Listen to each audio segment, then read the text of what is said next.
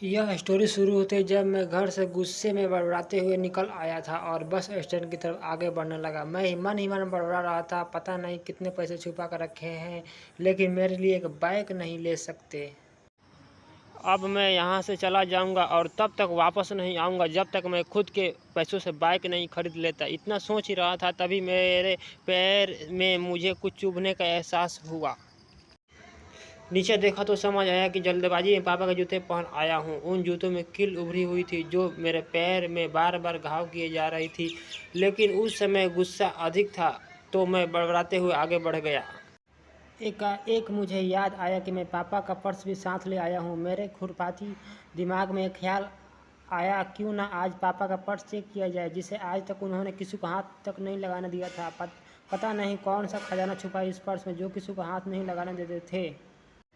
जब मैंने पापा का वह पुराना पर्स खोलकर देखा तो उसमें पैसे तो नहीं मिले, लेकिन पैसों की जगह पर एक डायरी रखी हुई थी। तब मैंने सोचा, ओह, तो यहाँ खजाना छुपा रखा है। मैं समझ रहा था कि यहाँ पापा ने लिखा होगा कि किससे कितने पैसे लेने हैं और किसको कितने पैसे दिए हैं।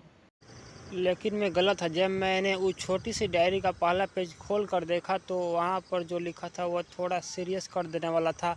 डायरी में जो लिखा था उसे पढ़ने के बाद मेरे चेहरे पर जो एक्सप्रेशन थे वह गायब हो चुके थे। डायरी में वैसा कुछ नहीं था जैसा मैं सोच रहा था। वहाँ पर उन पैसों का हिसाब लिखा हुआ था जो अलग अलग कामों के लिए अलग अलग लोगों से उधार लिए थे। उस लिस्ट कंप्यूटर के नाम पर भी पैसे लिए गए थे। कुछ यूँ लिखा था 50,000 बेटे कंप्यूटर के लिए। वो वही कंप्यूटर था जिसे मैं आज यूज कर रहा हूँ।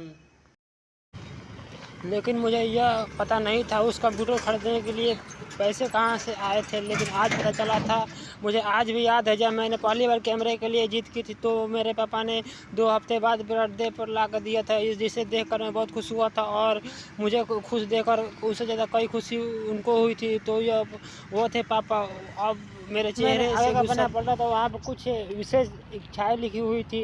पहली जो विश थी उसमें जो लिखा था वो अच्छे जूते पहनना। यह बात मेरी कुछ समझ में नहीं है। तभी मेरा पाँव अचानक सड़क पर बड़े हुए पानी पर जा पड़ा और तभी मेरे पाँव में कुछ गीलीपन से एहसास हुआ। जब मैंने जूता उतार कर देखा तो वो उसका ताला टूटा हुआ था। यह देखकर मुझे डायरी में लिखी बात याद आ गई।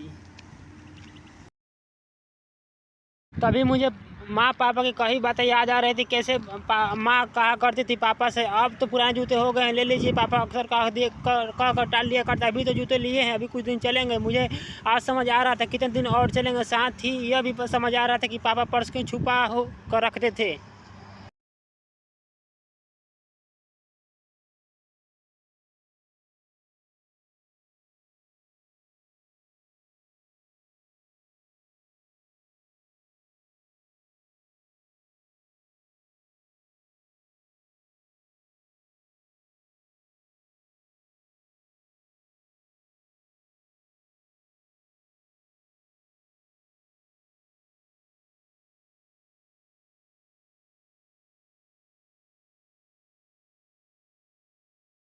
अब मैं जल्दी से घर की तरफ भागा, लेकिन जूते हुआ कि कील पाँव अब तक घाव बनाने में कामयाब हो चुकी थी। मैंने जूतों को रास्ते में निकाल कर फेंक दिया और भागते लड़खड़ाते हुए घर जा पहुंचा, लेकिन पापा घर पर नहीं थे।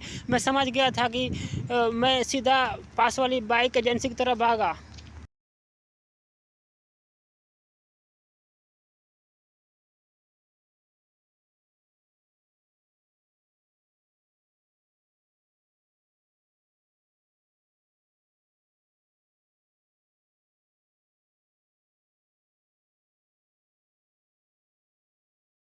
यह हर टचिंग स्टोरी लिखते हुए मेरी आंखें नम हो गई थी। आज मैं आपसे कहना चाहूँगा कि ऐसे ही हमारे पिता होते हैं। हम अक्सर देखते हैं कि हम अपनी माँ से हर बात शेयर करते हैं और माँ भी इसके बदले बहुत से प्यार देती है, लेकिन एक शख्स ऐसा भी होता है जो हमें छुपे छुपे बहुत प्यार करता है। वह होते हैं हमारे पिता। यह वह